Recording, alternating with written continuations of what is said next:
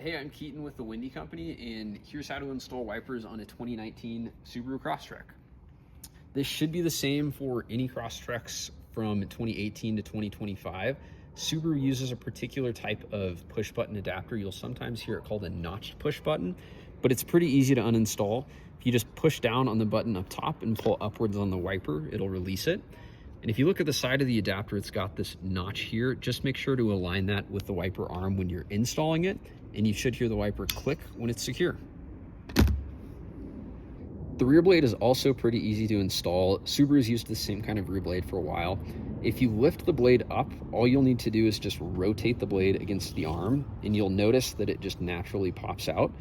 The blade itself has this hinge in the middle, and this hinge just aligns with the notch in the rear wiper arm itself. So to install your new blade, all you need to do is align that hinge with that notch and then rotate forward, and the blade will be secured.